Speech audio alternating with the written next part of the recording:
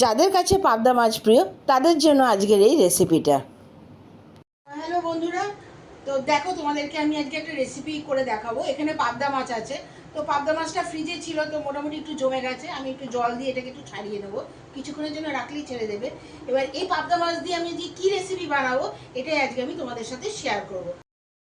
তো দেখতে পাচ্ছ এখানে কিন্তু আমি 4 পিস পাবদা মাছ নিয়ে নিয়েছিলাম। আর এই পাবদা মাছগুলো কিন্তু যথেষ্ট বড় ছিল।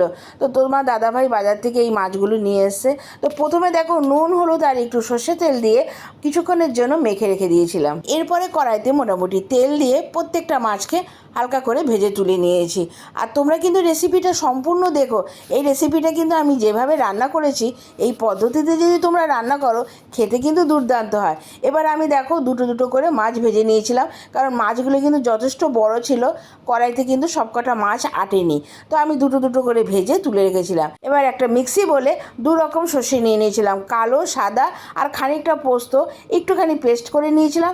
তারপরে কয়েকটা লঙ্কা দিয়ে একটু জল দিয়ে কিন্তু একটা মিহি পেস্ট তৈরি করে নিয়েছিলাম। এবার দেখো কড়াইতে আরও খানিকটা তেল দিয়ে তার মধ্যে প্রথমে ফোড়নে দিয়ে দিয়েছিলাম খানিকটা কালো জিরে আর দিয়ে দিয়েছিলাম একটা মাঝারি সাইজের কুচনো পেঁয়াজ। এবার এই পেঁয়াজটাকে কিন্তু মোটামুটি একটু লাল লাল করে ভেজে নেব। এবার ভাজার পরে কিন্তু আমি আরেকটা পেস্ট তৈরি করেছিলাম, একটা বড় সাইজের টমেটো পিউরি আমি তৈরি করে রেখেছিলাম, সেটাও দিয়ে দিলাম। এরপরে দিয়ে দিলাম আন্দাজ মতো নুন আর সামান্য একটু হলুদ আর একটু রেড চিলি পাউডার। এবার এই কটা মশলাকে কিন্তু বেশ খানিকক্ষণ ধরে আমি একটু রান্না করে নেব। তো রান্না করতে করতে কিন্তু তোমরা অবশ্যই আমাকে কমেন্টস করে জানাও যে কে কোথা থেকে আমার এই রেসিপিটা দেখছো। আর পাবদা মাছের এরকম একটা রেসিপি করতে পারলে কিন্তু একদম দারুণ লাগে, ভাতের সাথে কিন্তু আর কিছু লাগেই না। এরপরে যখন মোটামুটি মশলাটা কষানো হয়ে গেছে তার মধ্যে আমি কিন্তু সর্ষে বাটাটা দিয়ে দিয়েছি। আর তোমরা দেখতেই পারলে যে রেসিপির মধ্যে আমি খুব একটা মশলা কিন্তু ইউজ করিনি।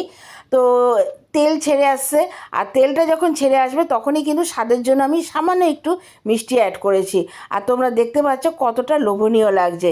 এবার এখানে কিন্তু খুবই সামান্য আমি জল অ্যাড করব। আর তেলটা কিন্তু সম্পূর্ণই ছেড়ে এসেছে, তার মানে আমাদের মশলাটা কিন্তু কষানো কমপ্লিট। এরপরেই আমি দিয়ে দেবো সামান্য একটু জল।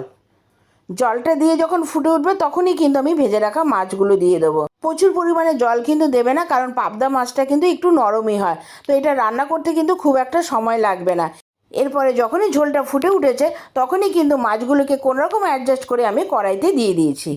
এবার এরা হতে হতে তোমরা আমাকে কমেন্টস করে বলো যে রেসিপিটা তোমাদের কেমন লাগলো। ভালো লাগলে কিন্তু অবশ্যই একটা লাইক কমেন্টসের এটা আপনজনদের সাথে শেয়ার করে দিও। আর যদি তোমরা ফেসবুক থেকে দেখে থাকো তাহলে ফলো করে আমার পাশে থেকো। আর যদি ইউটিউব থেকে দেখে থাকো তাহলে কিন্তু আমার চ্যানেলটা সাবস্ক্রাইব করে দিয়ে বেল বাটনটা টিপে দিও, যাতে এরকম নিত্য নতুন রেসিপি যখনই শেয়ার করব তার নোটিফিকেশান সবার আগে তোমাদের কাছে পৌঁছে যায়। তা আমার রেসিপি কিন্তু এখানেই কমপ্লিট। এবার নামানোর আগে দিয়ে দিয়েছিলাম খানিকটা কুচনো ধনেপাতা। তাহলে আবার আসবো একটা নতুন রেসিপির সঙ্গে। এখনের জন্য টাটা।